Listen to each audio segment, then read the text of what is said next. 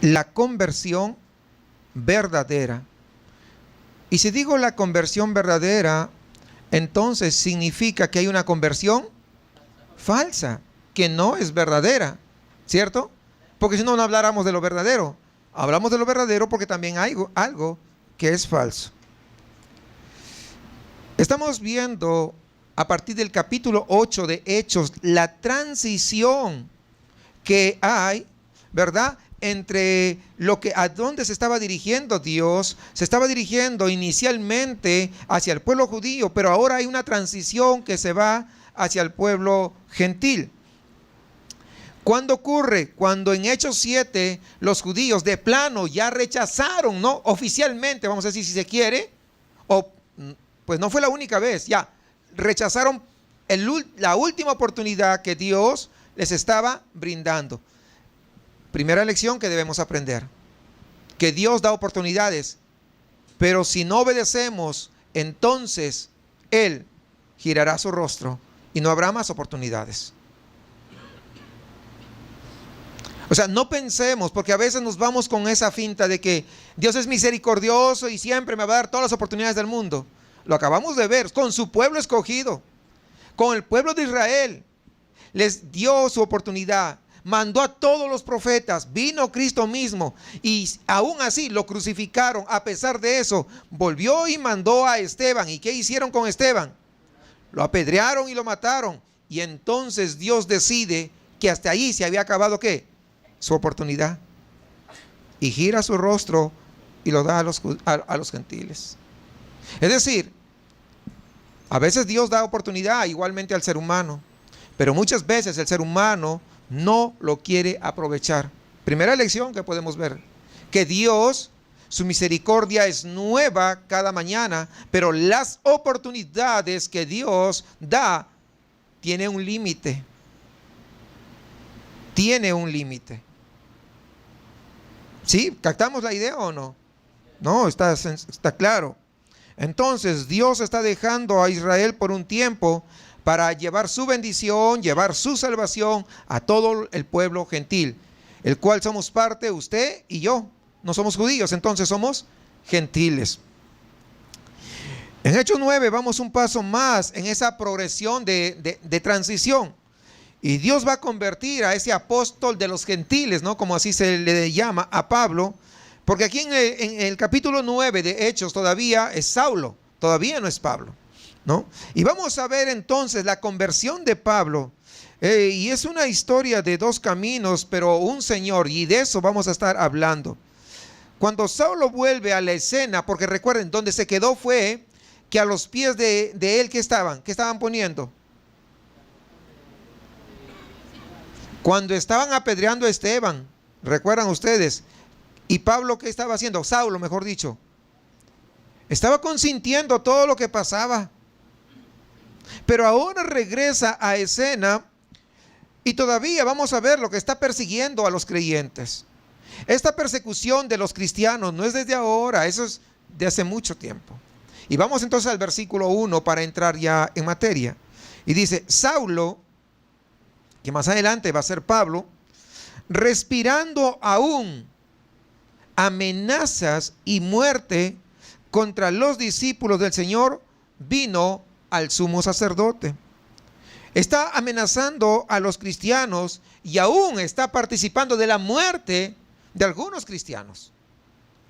Sigamos versículo 2, dice, y le pidió cartas para las sinagogas de Damasco, a fin de que si hallase algunos hombres o mujeres de este camino, los trajese presos a Jerusalén. Y qué interesante, camino. ¿Lo ve que está con letra que empieza con qué? Mayúscula. Entonces, ¿de qué está hablando? ¿De qué? ¿De quién está hablando? ¿Cuándo se pone una palabra con letras mayúsculas? Un nombre propio. Y en este caso, hombres o mujeres de este camino, específicamente aquí está hablando de Jesús. Está hablando de Jesús. Por eso que es importante reconocer, ¿verdad? Todo esto es parte vital. Entonces, él estaba llevando presos a todos los que él podía. Pero cuando Saulo se convierte, vamos a ver que pues se va a cambiar de camino. Y a través de este libro de los Hechos, el cristianismo se llama el camino también. De este camino, de este Jesús. Y los discípulos, los seguidores de Cristo, del versículo 1, son de este camino que está mencionando aquí en el versículo 2. Y esta es una buena descripción, hermanos, del verdadero cristianismo. ¿Por qué? Porque es muy diferente a los clubes sociales donde la gente se reúne en multitudes para que sean distraídos los días domingos. Aquí es muy diferente porque el cristianismo es un camino, porque es una nueva vida que resulta en un nuevo estilo de vida. No es cualquier cosa, no es uno más, es un camino diferente, distinto, pero excelente. ¿Y qué hace uno en un camino? Yo pregunto, ¿qué hace una persona en un camino? Pues camina, ¿cierto o no? Pues sí, ¿no? Así es el cristianismo. Es un nuevo andar en ese nuevo camino con Cristo Jesús. Si estamos en ese camino, vamos a caminar. Pero ya no como nosotros queremos, sino vamos a caminar de acuerdo a cómo está ese camino. ¿Es cierto o no es cierto? Y ese camino se llama Jesucristo. Y por lo tanto, nuestro andar, si estamos en ese camino, tiene que ser de acuerdo a Jesucristo. Ese es el camino del verdadero cristianismo. Sigamos versículo 3. Mas yendo por el camino, ya no está hablando del camino de los cristianos, ahora está hablando de su camino. ¿Cierto? Sí captan la idea, ¿no?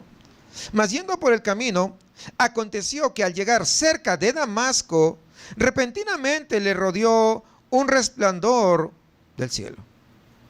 Saulo estaba andando en uno de los caminos del mundo y tiene un verdadero encuentro con Dios. Ojo, estos no son los encuentritos que a veces hacen algunas iglesias pseudo cristianas. Esta no es simple y llanamente una congregación o una religión. Aquí básicamente está hablando de un encuentro genuino con Jesucristo. Y déjeme decirles algo importante y que tal vez usted lo ha experimentado como yo lo experimenté. Porque cuando yo andaba en un camino errado y perdido y Cristo intersectó mi vida, entonces mi pensamiento cambió. Que cuando ya andaba perdido en ese camino, vino Cristo y me resplandeció mi vida y entonces mi corazón fue transformado, un corazón de piedra en un corazón de carne. Que cuando ya andaba en ese camino errado y en este camino del mundo, fui intersectado por Cristo y mis pecados fueron borrados. Cuando yo andaba en un camino perdido, Jesucristo viene y alumbra mi camino, alumbra mi vida y entonces soy convertido en una nueva criatura. Y aun cuando yo seguía en ese camino y viene Cristo y se revela mi vida como el Dios, como el Señor y el Salvador, entonces obtengo la salvación y la vida eterna. O sea, son cosas extraordinarias que ocurren verdaderamente cuando uno tiene ese encuentro genuino con Dios. Que nadie lo puede experimentar a menos que haya tenido ese encuentro con Dios. Y probablemente hay mucha gente que no ha tenido ese encuentro con Dios, esa revelación con Dios, que no han sido perdonados sus pecados, que todavía no están seguros ni siquiera de su salvación y por eso que necesitan de encuentritos. Necesitan de posencuentros, encuentros, reencuentros y nunca se encuentran con el verdadero Salvador, porque son organizados por seres humanos. Un verdadero encuentro con Dios cambiará tu vida radicalmente. Eso es lo que hace ser alumbrados por Jesucristo. La conversión de Saulo entonces iba por un camino y resulta que es un cambio de camino. Ya no sigue caminando en ese camino. Él pasa de un camino del mundo al camino verdadero que es Cristo Jesús. O sea, eso tenemos que tener bien claro, amados hermanos. Y vemos que no pasa mucho tiempo y todo el mundo se da cuenta que Saulo es algo diferente. Y en el versículo 20 más adelante se va a ver. Es decir, que toda la gente tiene que notar que tú estás en un camino diferente, que no estás en el mismo camino de toda la gente. Y eso no porque tú lo digas, sino porque la misma gente te comienza a ver tus actitudes, comienza a ver tus cambios, comienza a ver como tu forma de ser. De repente eras la vecina que se peleaba con todo el mundo. Ahora no te peleas con nadie. Oh, algo está ocurriendo con esta vecina. De repente eras la mamá que gritaba a sus hijos hasta porque no. Pero ahora no. Ahora hay ese dominio propio y el buen trato para con los hijos.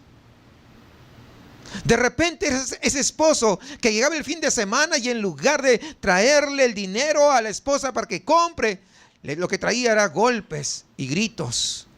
Y ahora no. Hoy, qué tranquilo que se escucha. ¿Estarán los vecinos ahí? Qué raro, porque esta semana yo no escuché gritar al vecino, que siempre llegaba borracho, y ahora no. No, lo que no saben es que está en otro camino. Eso es lo que ocurre, hermanos. O un cambio radical sucede en el que está en el verdadero camino del Señor Jesucristo. Y no es una imposición, sino es que algo ocurre cuando uno se encuentra verdaderamente con Cristo. Es Cristo el que viene e intersecta nuestra vida, y nuestra vida es cambiada y es transformada. Y ocurre un cambio radical, ocurre un nacimiento de nuevo por el Espíritu de Dios. Y debido a este cambio radical sucedió en esa manera de vivir, entonces se dieron cuenta que algo había pasado. No era el mismo. ¿Qué estará pasando con este? Bueno, lo que pasó es que cambió de camino. Así de sencillo. Cambió de camino. Esa es la verdad. Entonces la salvación siempre es así, porque en una conversión, la conversión siempre va a ser un cambio radical de vida, y por lo tanto es un estilo de vida también diferente. Si el corazón cambia, tu actitud cambia. Si el corazón es cambiado, entonces tu forma de hablar cambia. Antes de 100 palabras te salían 99 palabras que eran vulgaridades y maldiciones. Pero ahora, cuando vienes al camino de Jesucristo, tu vida ya no es la misma. El Señor es el que hace esas cosas. El Señor cambia tu vida, cambia tu corazón, cambia tus pensamientos, tu forma de ver. Antes cualquier cosa que veías, lo veías con doble sentido. Y si alguien te ayudaba, ¿por qué me está ayudando? Algo quiere conmigo. Ahora lo ves que te ayuda porque es simplemente tu hermano lavado y regenerado por la sangre de Cristo Jesús. Que no hay ningún interés oscuro para poder brindarte la mano. Porque tu pensamiento ha sido cambiado, porque tu corazón fue transformado. Pero eso ocurre cuando estamos en el verdadero camino del Señor. Y es lo que pasó con Saulo. Sigamos ahí. Y fíjense que la salvación es tan radical porque, ¿por qué? Porque es una conversión al Señor. No es que cualquier cosa, no es que se hizo miembro del club social Las Almas Perdidas. Porque muchos se reúnen verdaderamente, ¿verdad? O sea, para tener una vida social.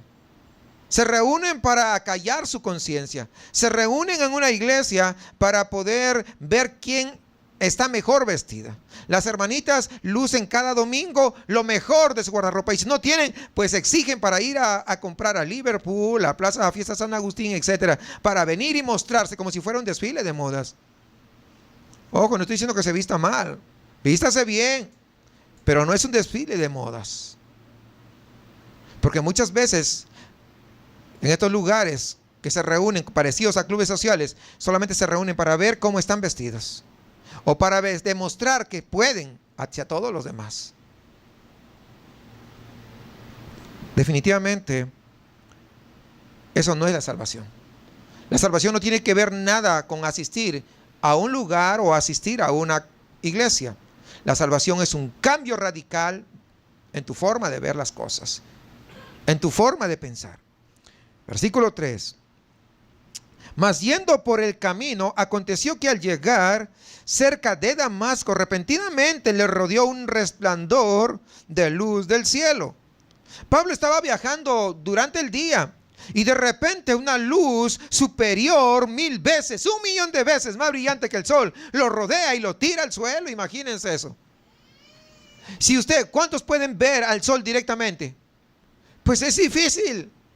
Yo desde pequeño intentaba mirar al sol y rápido. Imagínense la presencia de Dios que irradió, esa irradiación fue superior a la del sol, que prácticamente lo tira al suelo. Y cayendo en tierra, versículo 4, oyó una voz que le decía: Saulo, Saulo, ¿por qué me persigues? Desde esta luz del cielo vemos que Dios comienza a hablar con este hombre, que era un asesino, recuerden. O sea, no era alguien más, era un asesino, y Dios le está hablando. Y aquí vemos otra lección, que la gracia de Dios se extiende a cualquier persona, no interesa su condición. Jamás cortemos nosotros la gracia de Dios o pretendamos cortar la gracia de Dios. No, yo creo que mira, ese está perdido, más perdido que nadie. Y muchas veces no quieren predicarle porque está demasiado perdido. Pues justamente para eso vino el Señor, a salvar lo que se había perdido. Y eso que se habían perdido era usted y yo, y muchos más que todavía están allá, que necesitan la salvación de nuestro Señor Jesucristo. Entonces, ¿qué podemos ver aquí? Podemos ver la gran misericordia de Dios. ¿Por qué podemos ver la misericordia de Dios? ¿Cómo se le presenta? Por una razón, porque Dios no estaba obligado a mostrarse a un asesino como él. Pero podemos ver la misericordia de Dios dándole una oportunidad a este pecador perdido, así como nos dio a cada uno de nosotros. ¿O no le dio oportunidad a usted? Y muchas. Porque yo no estoy seguro que ninguno de ustedes vino a la primera. Le hablaban, le predicaban, y usted: no quiero. Vete de allá.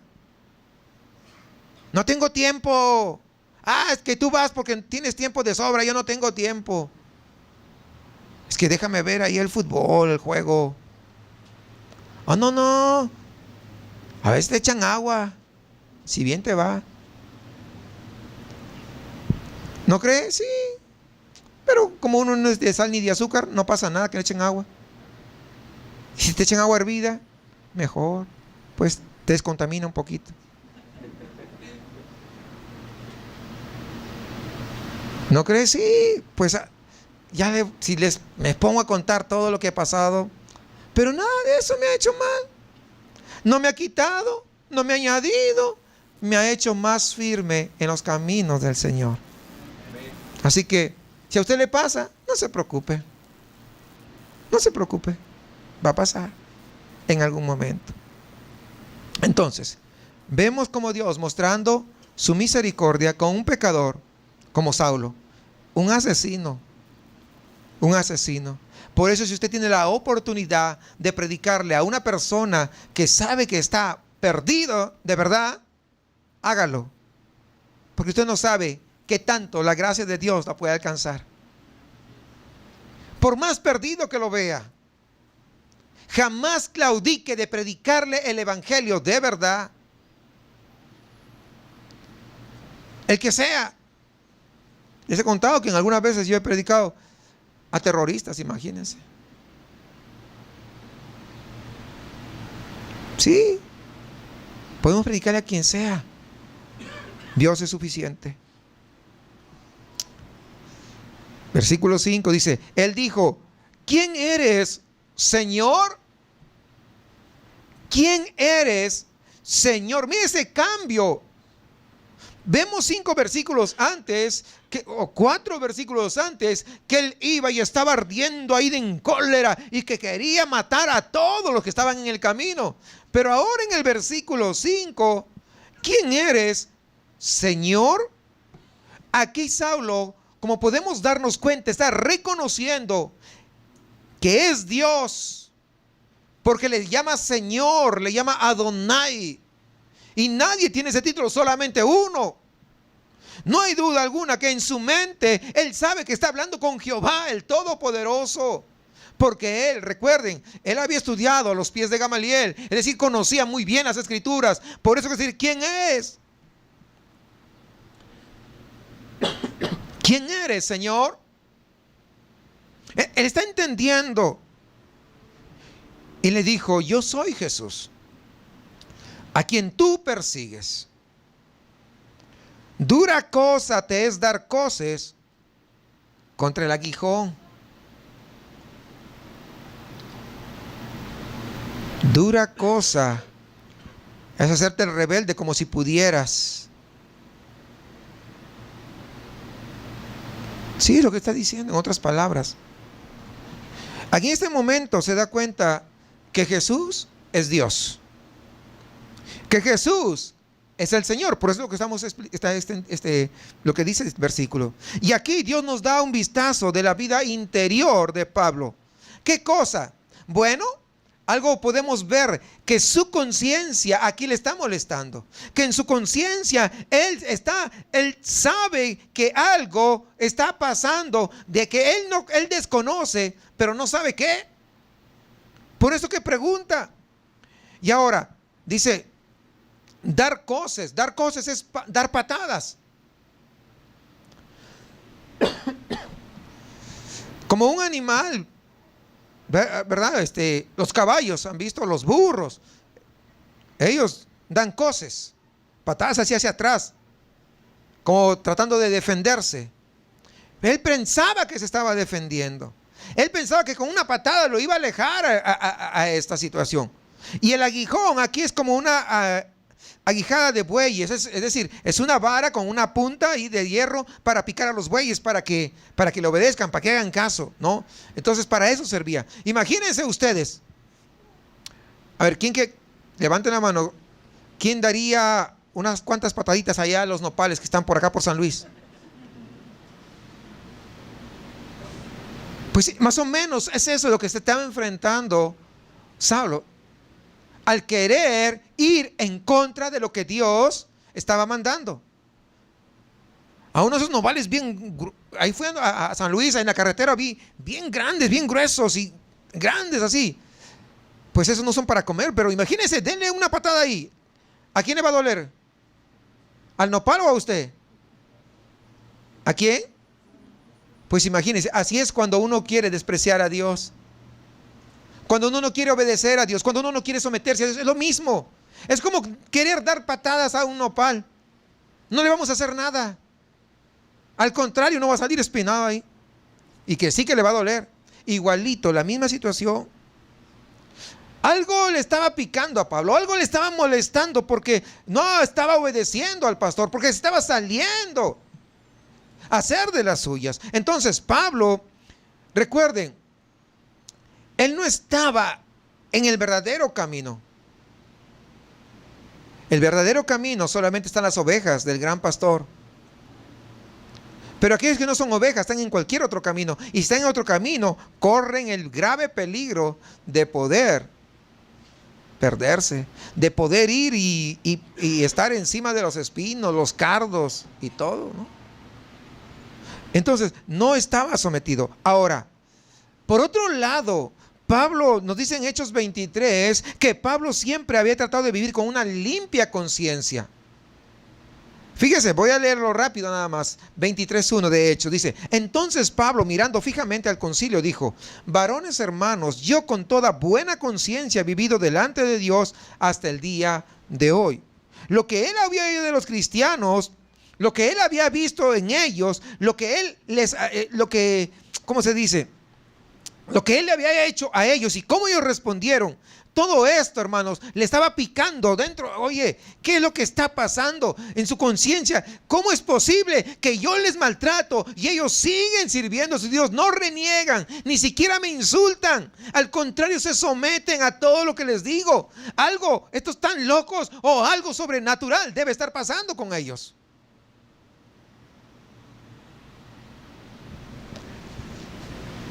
Por el testimonio de esos cristianos es que algo estaba ocurriendo en el corazón y en la mente de Saulo. Y aquí hay otra lección.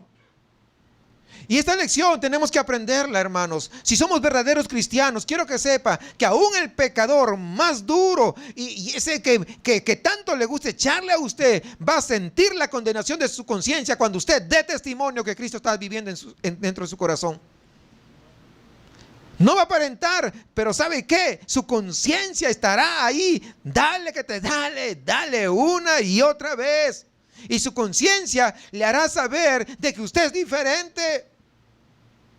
Oye, pero ¿por qué? Si yo le insulto, si yo le echo la basura ahí a la puerta de su casa, si yo le hago la vida imposible y hasta me voy a robar sus plantas en la noche y sabe que soy yo y no me dice nada. Algo tiene que estar pasando. Eso es lo que pasaba con Pablo. Por lo tanto, aquí la lección es: no hay que tener temor de hablarle a nadie.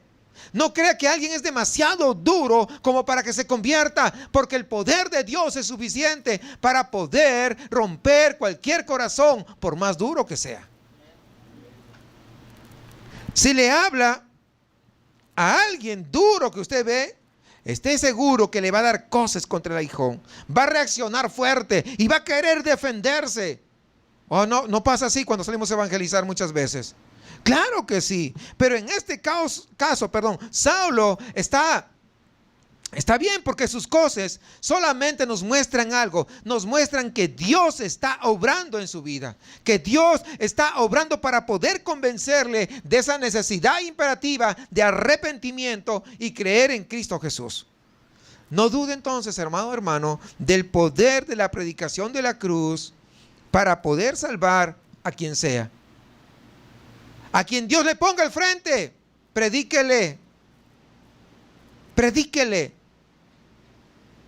Pero predíquele el evangelio.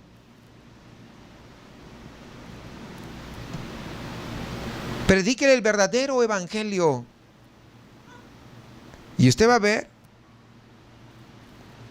Versículo 6, sigamos ahí. Dice: él temblando y temeroso dijo: Señor. Nuevamente, ese señal de humillación, ese señor es amo en el original. ¿Qué quieres que yo haga? Fíjense. Y el Señor le dijo: levántate y entra en la ciudad y se te dirá lo que debes hacer. Es decir, Pablo, después de oír el nombre, reconoce a Jesús como Señor, porque ya se acaba de hacer la presentación.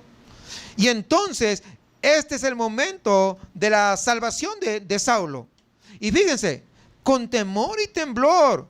¿Por qué? Porque acaba de darse cuenta, le acaba de caer el 20, que sus acciones han ofendido al Señor. Y entonces Saulo se arrepiente.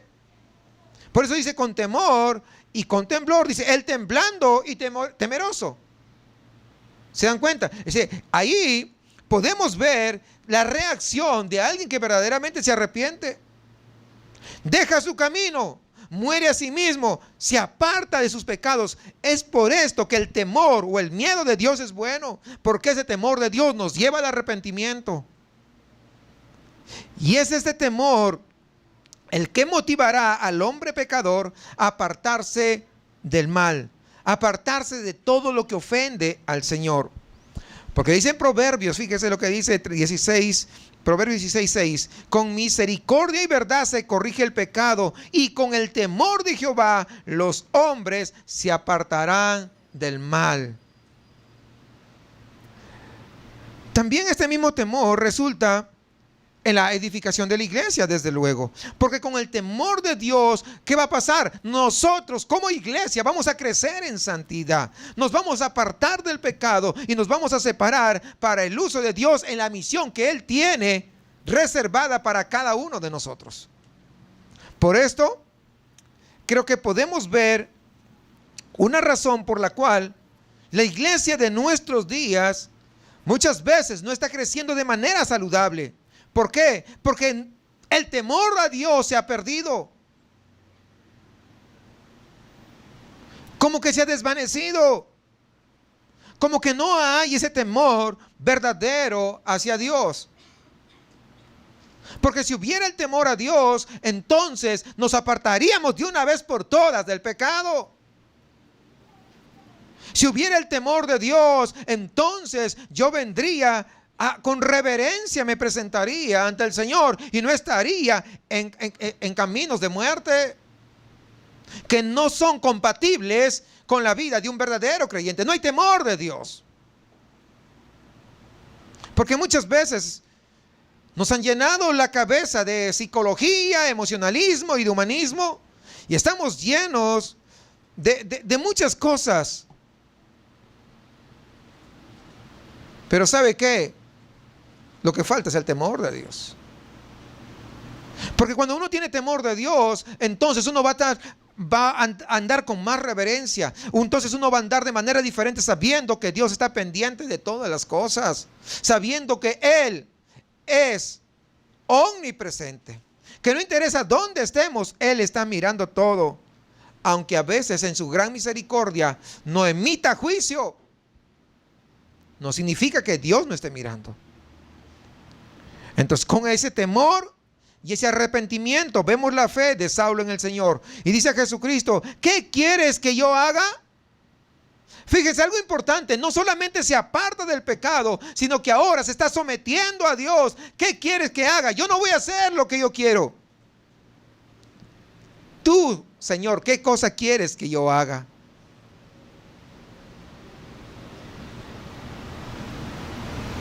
¿Usted le dice eso al Señor?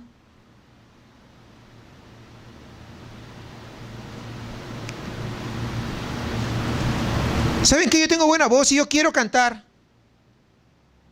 Pues les preguntaba a Dios si quiere escucharte, le dije a alguien.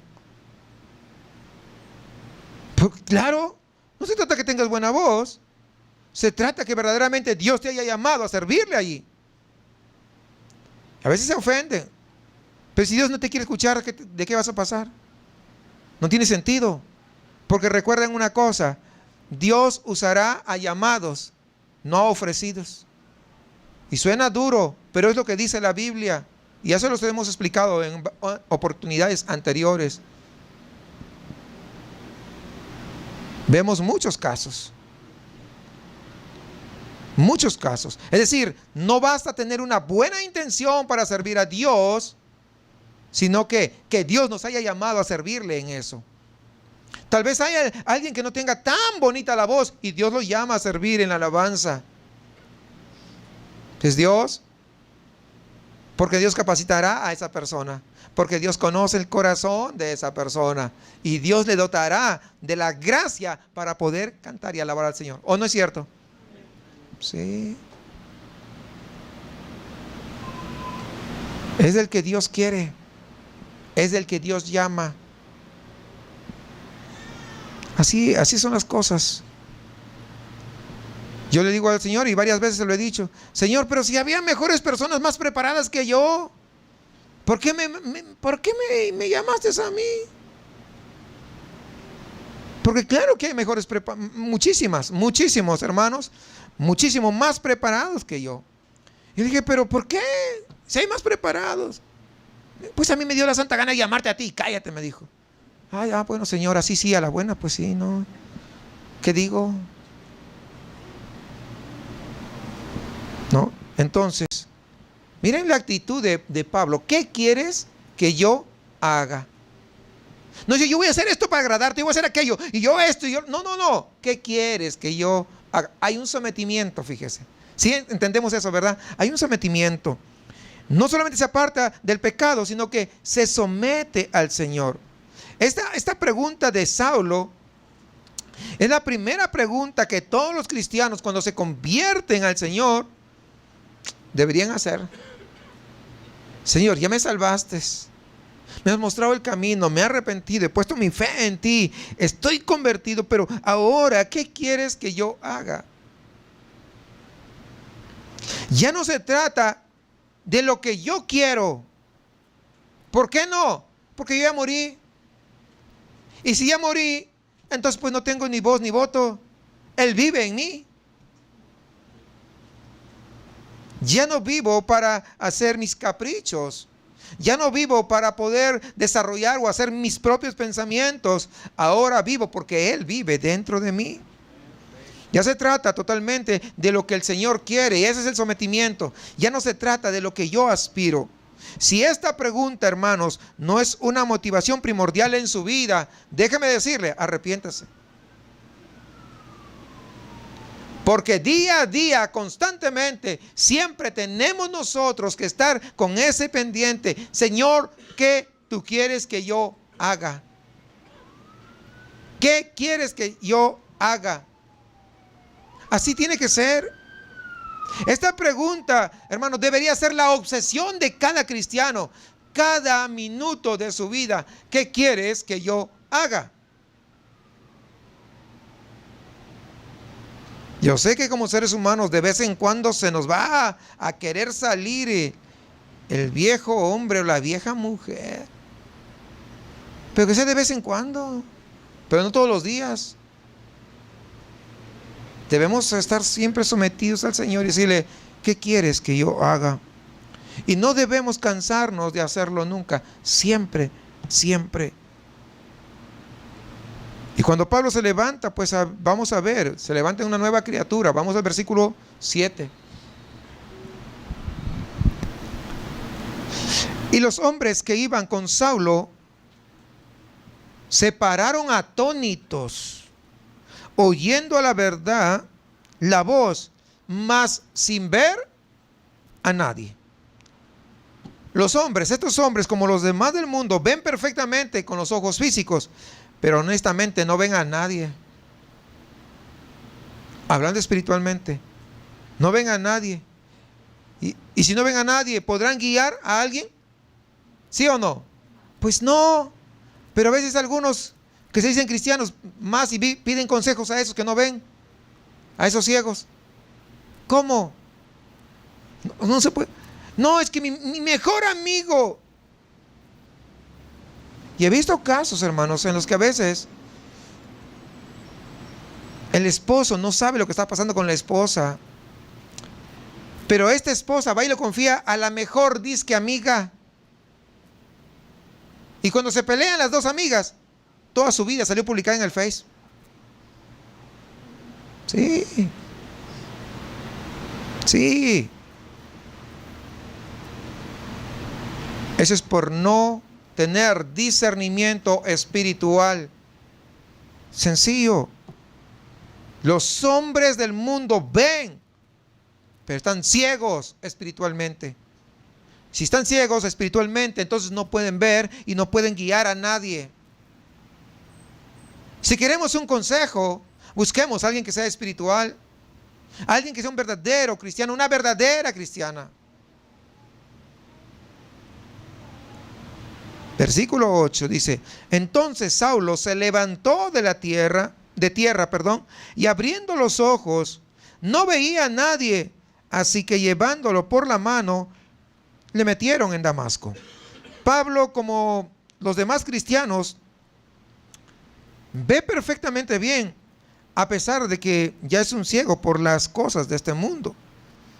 Dice, donde estuvo 3 días sin ver y no comió ni bebió. Saulo pasa 3 días esperando que el Señor le diga qué cosa tengo que hacer. Recuerden, ve, qué cosa tengo que hacer. Todo el tiempo que me resta, ¿qué tengo que hacer, Señor? ¿Qué debo hacer? Bueno, la comisión de Pablo es una historia de 4 hombres y un deber. Vamos a verlo ahora. Versículo 10 dice: había entonces en Damasco un discípulo llamado Ananías, a quien el Señor dijo en visión: Ananías. Y él respondió: heme aquí, Señor. Y el Señor le dijo: levántate y ve a la calle que se llama Derecha, y busca en casa de Judas a uno llamado Saulo de Tarso, porque he aquí, él ora, y ha visto en visión a un varón llamado Ananías, que entra y le pone las manos encima para que recobre la vista. Dios está mandando a Ananías para que Pablo pueda ser sano. Entonces Ananías respondió: Señor, como que te estás equivocando. ¿Sí? He oído de muchos acerca de este hombre, cuántos males ha hecho a tus santos en Jerusalén. Y aún aquí tiene autoridad de los principales sacerdotes para prender a todos los que invocan tu nombre. Estaba con mieditis. Era un hombre de Dios, pero puede dar miedo, ¿sí o no? ¿Sí o no? Solamente unos cuantos creen que, a ver, no, si les contara las experiencias que hemos pasado, hermanos. Ananías no sabe realmente qué está pasando. Pero Dios lo estaba guiando. Y esto me hace recordar, había un misionero que había viajado a Checoslovaquia, cuando todavía era comunista. Y entonces había ido llevando Biblias camufladas. Llegó a Checoslovaquia y cuando bajan, ya descargan todo, pasa muy bien. Se había ido, no, perdón, a Rusia era a Rusia, había ido a Rusia, descarga todo el equipaje, pasó muy bien, había ido como turista, y en esas carreras del aeropuerto hacia el hotel, pues se le extravió la hojita de la dirección, el nombre del pastor al que iba tenía que entregar las Biblias y la dirección. Pero era un hombre que tenía una comunión tremenda con Dios, hablaba con Dios y Dios le hablaba. Le decía, Dios, tú sabes que vengo pues poniendo en peligro mi vida, ¿no? Y se me perdió el papelito de la dirección y no sé qué hacer. No sé qué hacer. Así que dame la dirección. Tú anda dictándome mientras yo saco mi libretita para tomar nota. Espérate, le dice el Señor, espérate. ¿Cómo que anda dictándome? Yo te voy a dar la dirección, pero tienes que esperarte. ¿Cómo que esperarme? Sí, ¿sabes qué? Te vas a ir a la Plaza Roja y ahí yo te voy a dar la dirección. Señor, pero no podría ser acá. Mira, ¿cómo vas a llevar a la Plaza Roja en pleno invierno? Mejor ande dictándome. Yo, mira, estoy listo. Tengo mi pluma y tengo mi libreta para ir tomando nota. No. Vas a ir a la Plaza Roja porque... Señor, pero ¿cómo que la Plaza Roja está llena de soldados? ¿Cómo que quieres que vaya a la Plaza Roja? Pues la plaza principal que está ahí. ¿Cómo quieres que yo vaya? No, mira la cantidad de soldados. Bueno, entonces no te voy a decir nada. Pero si no te digo nada, será tu responsabilidad el no haber entregado esas Biblias que tú tenías la comisión de entregarlas aquí. Señor, pero no, ya te dije, ¿vas a la Plaza Roja o no te doy nada? Bueno, pues Señor, voy a hacer lo que tú dices, aunque creo que te estás equivocando. Agarró, se sacó, puso el abrigo y salió. Y se fue a la Plaza Roja. Y estaba por la Plaza Roja y venían los soldados. Y en eso venía un soldado, un ruso bien grandote así. ¿Y tú qué haces acá? Yo, bueno, salí a ver los pajaritos. ¿Cómo que pajaritos? Si hay invierno, no hay ningún pajarito. ¿Qué estás haciendo acá? No seas mentiroso, le dijo. Y el Señor, el Espíritu Santo hablando, hey, dile quién eres. Oye, cállate, Satanás, no digas eso. Era un soldado. Dile quién eres. ¿Cómo? No. ¿Qué estás haciendo? O te voy a llevar ahí, te tengo que meter preso. No, pues he venido de turismo y estoy viendo la nieve. Pero nadie sale a ver la nieve en estos días. ¿Cómo que vienes de turismo a ver la nieve? Sí, estoy paseando. Dime la verdad. Y lo jaló y lo llevó para un lado. Dime la verdad. ¿Quién eres tú? Y el Espíritu Santo hablándole. Dile quién eres. Bueno, yo no sé, Señor, le voy a decir, pero si me llevan a la cárcel, no sé cómo tú me vas a sacar. Porque ya varias veces. Bueno, ¿sabes qué? Te voy a decir la verdad. Yo vengo y vengo trayendo Biblias. ¡Plum! Le tapó la boca. Cállate. Tú eres el misionero que se nos ha perdido. Te estamos esperando hace 3 días y tú recién te apareces. Y se quedó con la boca. ¿Cómo que? Sí, yo estoy acá en el servicio militar porque es obligatorio. Mi padre es el pastor que te está esperando. Así que agarra tus cosas, yo te voy a llevar. Ese es Dios. Que las cosas que parecen inverosímiles a nosotros, Dios tiene su plan preparado. Y es lo que pasaba acá con Ananías. ¿Cómo es posible, Señor?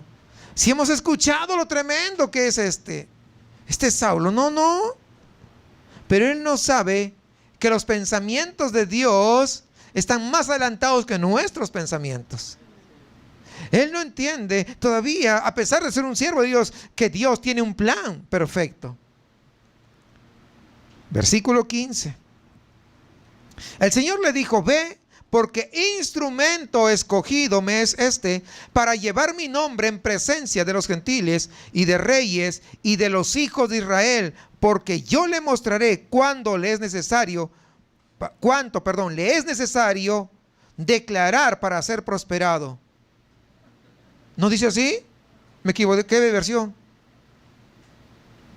Pues es que ahora las versiones de la Biblia parece como que cambiaron, ¿no?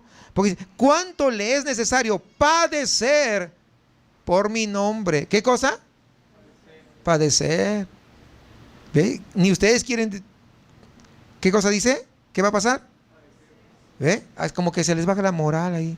Padecer despacito ahí. ¿Se dan cuenta? Aquí Dios le va a explicar la comisión que tiene Pablo. Y este es el deber del apóstol. ¿Cuál? Evangelizar y padecer. Dos cosas. La comisión, la tarea que tiene Pablo es principalmente de evangelizar entre los gentiles. Es lo que está diciéndole Dios. Además, hay algo que aquí debemos entender sobre la aflicción de Pablo. La aflicción de todos los de todos los seguidores de Cristo. Van a padecer. Fíjese lo que dice Colosenses 1:24, hablando de este punto. Ahora me gozo en lo que padezco por vosotros y cumplo en mi carne lo que falta de las aflicciones de Cristo por su cuerpo, que es la iglesia. ¿Cómo? Algunos todavía no han entendido.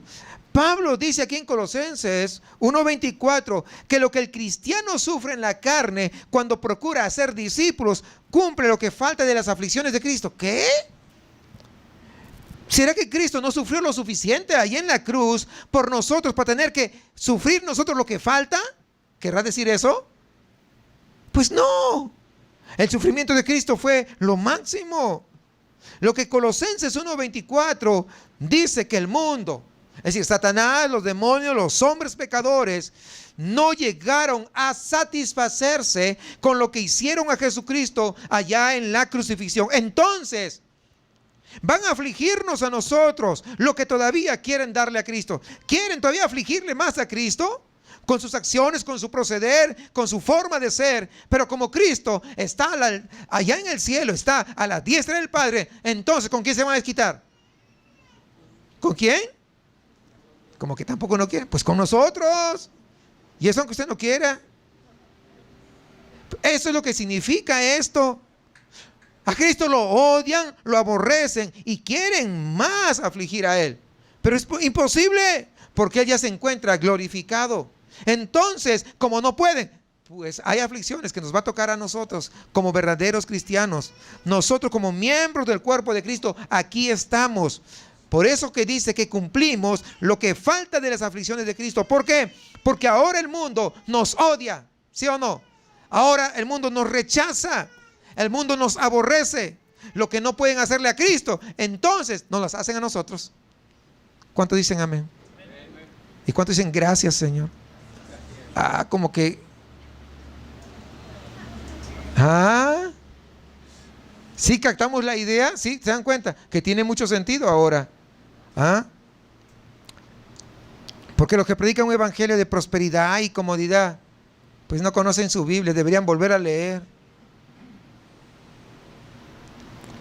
Entonces, sigamos el versículo 15, dice: el Señor le dijo: ve, porque instrumento escogido me es este, para llevar mi nombre a esto. Miren, qué interesante. Atento a esto, de la transición. Para llevar mi nombre en presencia de los gentiles, de reyes y de los hijos de Israel. No sé si usted puede ver algo. Observe la transición, hermanos. Fíjense, Israel aparece de último en la lista y ahora los gentiles son primero. ¿Sí lo ve? ¿En presencia de quién? Está en primer lugar. Ya cambió el orden. ¿Se da cuenta que antes era primero los gentiles? Primero los judíos y después los gentiles al final. Ahora cambió el orden Los gentiles van primeros. ¿Cómo Dios en esa sabiduría va enseñándonos? Ananías entonces, ¿qué hace? Obedece al Señor, y Pablo también. El primer paso es el paso de obediencia. En el caso de alguien que se arrepiente verdaderamente, ¿cuál es el primer paso que debe dar? Pues bautizarse, ¿verdad? Después de arrepentirse, tiene que bautizarse. Es el paso de obediencia. No lo damos para poder salvarnos, porque ya somos salvos si nos hemos arrepentido genuinamente. Pero es importante obedecer a Dios a través de ese paso importante. La obediencia, no olvidarse. Sigamos versículo 17. Fue entonces Ananías y entró en la casa, y poniendo sobre él las manos dijo: hermano Saulo, el Señor Jesús, que se te apareció en el camino por donde venías, me ha enviado para que recibas la vista y seas lleno del Espíritu Santo. Y al momento le cayeron de los ojos como escamas, y recibió al instante la vista, y levantándose fue bautizado, y habiendo tomado alimento, recobró fuerzas, y estuvo Saulo por algunos días con los discípulos que estaban en Damasco. Pablo come algo, recobre las fuerzas, y después se va, hermanos, por 40 días y 40 noches se va a Arabia. Fíjense lo que dice Gálatas 1:15, para entender un poquito. Dice: pero cuando agradó a Dios, que me apartó desde el vientre de mi madre y me llamó por su gracia, revelar a su Hijo en mí para que yo le predicase entre los gentiles, no consulté enseguida con carne, es decir, con otras personas, no, enseguida con carne y sangre, ni subí a Jerusalén a los que eran apóstoles antes que yo, es decir, él también es apóstol, por eso, pero ellos fueron antes que, sino que fui a Arabia y volví de nuevo a Damasco. ¿Por qué a Arabia? Porque en primer lugar ahí queda el monte Sinaí. Y recuerden, ¿qué pasó en el monte Sinaí? En el monte Sinaí, Dios dio a Moisés la revelación del pacto de la ley. Gálatas 4:25, fíjese: porque Agar es el monte Sinaí en Arabia y corresponde a la Jerusalén actual, pues esta, junto con sus hijos, está en esclavitud. Ahí en el monte Sinaí, Pablo entonces lo que hace es recibe la revelación de los misterios, la revelación que escribiría luego pues en sus epístolas.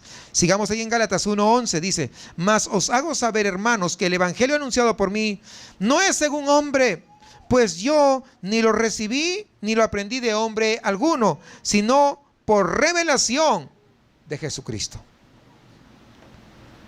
Y quiero ir a una cita más, a Efesios capítulo 3, versículo 1. Por esta causa yo, Pablo, prisionero de Cristo Jesús, por vosotros los gentiles, si es que habéis oído de la administración de la gracia de Dios que me fue dada para con vosotros, que por revelación me fue declarado el misterio, como antes lo he escrito brevemente, leyendo lo cual podéis entender cuál sea mi conocimiento en el misterio de Cristo, misterio que en otras generaciones no se dio a conocer a los hijos de los hombres, como ahora es revelado a sus santos apóstoles y profetas por el Espíritu, que los gentiles son coherederos y miembros del mismo cuerpo y copartícipes de la promesa en Cristo Jesús por medio del Evangelio. Esto es lo que recibió el apóstol Pablo cuando tuvo ese retiro espiritual. Entonces, después que Saulo, o ya Pablo, regresa a Damasco, inmediatamente dice que empieza a predicar el Evangelio. Versículo 20 de Hechos. Enseguida predicaba a Cristo en las sinagogas diciendo que este era el Hijo de Dios. Así que la historia de este pasaje es fácil de comprender, no hay muchas complicaciones. Sin embargo, yo quisiera ver algunas cosas importantes de lo que hemos visto, que lo tuve que pasar por alto, pero ahora quiero regresar, si se quiere, un momentito para ver algunas cosas valiosas que nos van a ayudar tal vez a ver cómo es que Dios se manifiesta y que muchas veces lo pasamos por alto. Fíjense, quisiera que vayamos al versículo 10 que estamos leyendo del capítulo 9 de Hechos. Dice, Del 10 al 11. Había entonces en Damasco un discípulo llamado Ananías, a quien el Señor dijo en visión: Ananías, y él respondió: heme aquí, Señor. Y el Señor le dijo: levántate y ve a la calle que se llama Derecha y busca en casa de Judas a uno llamado Saulo de Tarso, porque he aquí él ora. Fíjese en el nivel de detalle que Dios nos da en los nombres de este pasaje. La ciudad es Damasco, ¿sí? Es la ciudad. El creyente se llama Ananías. La calle se llama Derecha. Y la casa es de Judas. Judas era un nombre bastante común, ¿ok? Entonces, aquí hay 4 nombres. Vamos a ver un cuadro de nuestra conversión a Cristo. Fíjense, Damasco quiere decir cilicio, ¿ok? Cilicio es una tela áspera y oscura que los judíos usaban como una vestidura para expresar duelo, tristeza y arrepentimiento. Para eso usaban el cilicio. Y dice Mateo 11:21, fíjense: ay de ti, Corazín, ay de ti, Betsaida, porque si en Tiro y en Sidón se hubieran hecho los milagros que han sido hechos en vosotros, tiempo ha que se hubieran arrepentido ¿en qué? Ahí está, en cilicio y en ceniza. Alguien llevó a Saúl, cuando estaba ciego, lo llevó a Damasco. Es decir, ¿a dónde? Al lugar de cilicio. ¿Captamos la idea? Al lugar de cilicio. Alguien tiene que llevar al hombre pecador, al hombre que está ciego espiritualmente, al lugar de ¿dónde? Del cilicio, del arrepentimiento. No puede ir solo, tiene que ir alguien, lo va a llevar. ¿Sí captamos la idea? Es lo que pasó. Ahora, Ananías, ¿qué quiere decir? Ananías quiere decir gracia de Dios. Dios manda a Ananías, así que, ¿a quién? Al que está en Damasco. ¿Al que está en qué? En cilicio. Al que está en arrepentimiento. La gracia de Dios solamente alcanza a aquel que verdaderamente se arrepiente. Vamos viendo, mire cómo la relación. Al que es que humilde de corazón, ¿verdad? Entonces, aquel que está triste por el pecado y se ha arrepentido, a él llega la gracia de Dios. Derecha, la calle quiere decir recto o sin torcerse. Es la calle derecha. Dios manda a Ananías a Damasco, pero específicamente a la calle que se llama, ¿qué? Derecha. Entonces Dios da la gracia al que se arrepintió, al que se aparta de caminos torcidos, al que se aparta de caminos de pecaminosidad, para ponerse en la senda recta que es Cristo Jesús, senda derecha. ¿Captamos la idea? Todo esto tiene un simbolismo tan extraordinario. No sé si ustedes van captando. Dios no dijo así por así. Número 4, mire, Judas. Judas, la casa donde está Pablo, es la casa de Judas. Y aquí nos muestra 2 cosas. En primer lugar, el arrepentimiento sabe que es un Judas. Sabe que ha sido un traicionero. Saben que es alguien que le ocasionó la muerte al Señor. Y Ananías llega a la casa de Judas. La gracia de Dios llega al que reconoce lo que es, al que reconoce lo que ha hecho, al que reconoce cuál es su condición. La gracia de Dios jamás va a llegar a alguien que no reconoce cuál es su condición de pecador, su condición que ha ofendido a Dios. Pero es en primer lugar. Pero en segundo lugar, Judas, el nombre quiere decir Dios sea alabado. Cuando el pecador entra en Damasco, la ciudad de cilicio, entonces hay tristeza, hay arrepentimiento. Y cuando va a la calle que se llama derecha, se está poniendo en el camino recto del Señor. Y cuando ya está en la casa de Judas, reconoce lo que es y lo que él ha hecho. Entonces, solamente entonces, Dios será alabado, porque ahí es donde llega Ananías, la gracia de Dios. Y solamente con la gracia de Dios uno puede abrir su boca, exaltar y glorificar a aquel que es digno de toda alabanza y de toda adoración. Y cuando Ananías llega, el hombre arrepentido dice que recobra la vista y recibe un deber, recibe la comisión, que es predicar a Cristo a toda criatura. Así fue la conversión de Saulo en el apóstol Pablo. Y así fue como Dios le encomendó su comisión. Podemos decir de cierta manera que es así con nuestra conversión y con nuestra comisión personal.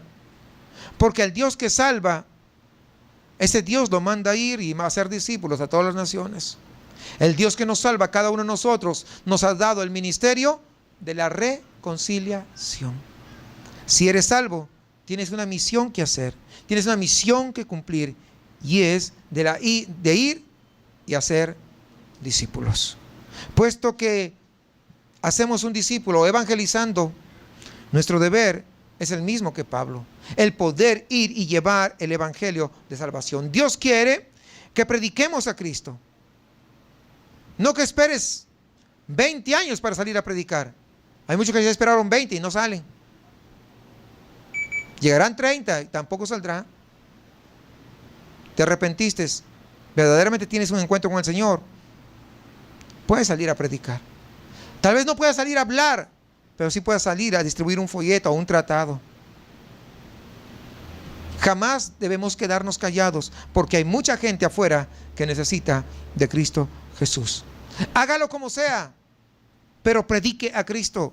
Hágalo con tratados, evangelice de boca en boca, hable con sus amigos, hable con su familia, hable en la calle, donde sea, pero hágalo y cumpla. ¿Qué cosa?